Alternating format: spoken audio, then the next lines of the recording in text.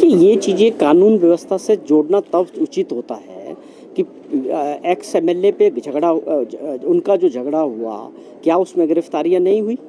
उसी वक्त with in no time जो भी लोग थे वो गिरफ्तार कर दिए गए। कानून का काम था, ये पुलिस का काम था, बेखूबी हुआ। अब लड़ाई झगड़ा तो कहीं किसी के साथ भी हो सकता है, लेकिन इसको सीधे तौर पे प्रदेश की कानून व्यवस्था से जोड़ना ये गलत है। कानून व्यवस्था से इस वक्त आप जोड़ते हैं कि भाई आप उनका अरेस्ट नहीं हुआ, उनके अगेंस्ट कार्रवाई नहीं हुई, वो सारे लोग अरेस्ट हो चुके। उसी प्रकार की जो ये इस पे भी इंक्वायरी होगी। मुख्यमंत्री जी के नोटिस में भी आया कि एक एमएलए को कोई ऐसी बात हुई है तो उस पर कानून पुलिस अपना काम करेगी। तो अगर आप हिमाचल में भी कानून व्यवस्था की बात करते हैं जो देश की सबसे बेस्ट स्टेट है, तो फिर दूसरे राज्यों में क्या होगा? चलो, थैंक यू।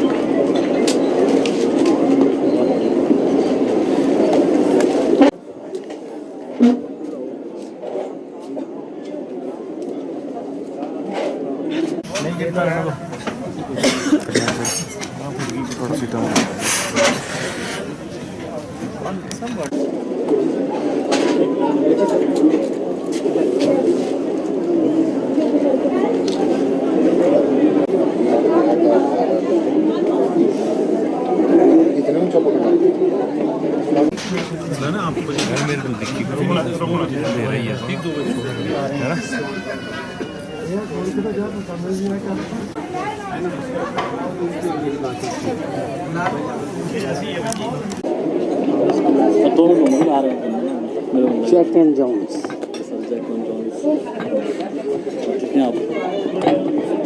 शांत आ रहा है ना, माइकल गाने। जहर मुक्त खेती की बात इस बजट में की गई कि आप समझे ये भविष्य की बहुत बड़ी आवश्यकता है, इस ओर सोचने की ज़रूरत थी और वो काम माननीय मुख्यमंत्री जी ने किया और उसको समझा और बजट में उसका प्रस्तुति की कि किस प्रकार से हमको, अब आप समझे कि गेहूं का एमएसपी जो होगा वो 40 रुपये और मक्की का जो है 30 रुपये रहेगा। तो ये अपने आप में ये कैसे फैसले हैं जो आने वाले समय में इसका बहुत बड़ा परिणाम, या ये समझे आपकी प्राकृतिक खेती को अगर हम आगे से अच्छे से आगे बढ़ा पाए तो कोई बड़ी बात नहीं कि देश के अंदर हिमाचल प्रदेश एक पहला राज्य बनेगा जो प्राकृतिक खेती से एक ब्रांड बनेगा देश के अंदर। तो ये ऐसे बड़े फैसले हुए हैं जिससे निश्चित तौर पे हमारे किसान भाइयों की भी आय बढ़ेगी और लोग अपने रूरल क्षेत्र में रह के अपना काम भी धंधा भी करेंगे और माइग्रेट नहीं होंगे रोजगार की तलाश में। तो ये इस तरह के बड़े फैसले हुए। जो भेड़ पालक थे उनका बड़ा कंसर्न था कि हमारा जो ऊन पैदा होता उसको खरीदने वाला कोई नहीं है, तो माननीय मुख्यमंत्री जी ने बजट में 10 करोड़ रुपए का प्रावधान उनके लिए भी रखा। तो ये बहुत बड़े बड़े फैसले थे। मछली पालन का जो लोग जुड़े हैं, जो मछली पालन का काम करते हैं, उनके लिए भी इस बजट में प्रोत्साहित करने के लिए प्रावधान किया गया। तो ये सारी चीज़ें थी और वर्क थे। आप समझे कि पहली बार कुछ ऐसे फैसले हुए जो हमारी पुलिस फोर्स थी, आपके सामने है पिछली सरकार के समय किस प्रकार की परिस्थितियां बनी। जब ठाकुर जयराम जी मुख्यमंत्री थे, उनकी सरकार थी, तो कैसी परिस्थितियां रही, पुलिस जवानों ने किस तरह से अपना प्रदर्शन किया। इस बात को माननीय मुख्यमंत्री जी ने 200 रुपये से जो डेली है वो 1000 रुपये की, ये ऐतिहासिक फैसले होते हैं कि 200 रुपये से सीधा 1000 रुपया बढ़ाया। तो उनमें बड़ी खुशी थी, बड़ा अच्छा माहौल था और एक बड़ा अच्छा फैसला किया, ये होना चाहिए था।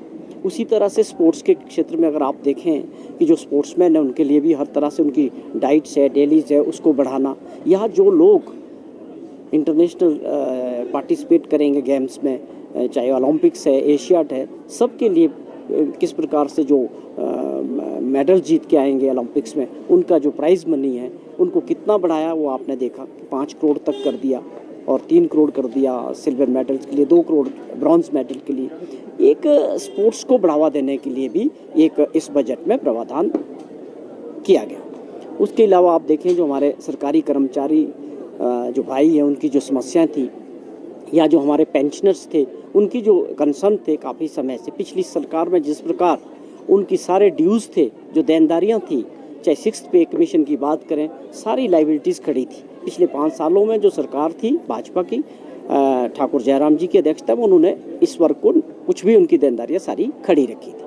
लेकिन माननीय मुख्यमंत्री जी ने 4% डीए देने के साथ साथ इस प्रकार बात की भी घोषणा की कि हम जो है 1 अप्रैल से आर्थिक परिस्थितियों के हिसाब से जो आपकी देनदारियाँ उसको भी देंगे, जो भी सरकारी कर्मचारी और पेंशनर्स की है। तो एक बहुत बड़ा फैसला किया। जिस प्रकार की आर्थिक स्थिति थी उसके बावजूद इस प्रकार की घोषणा करना और उसके लिए प्रावधान करना, ये अपने आप में बहुत बड़े ऐतिहासिक फैसले हुए। और जिस प्रकार से हर वर्ग को टच किया गया। साहब, ये कहा गया कि चरणबद्ध तरीके से कहा गया है, आप कह रहे हैं कि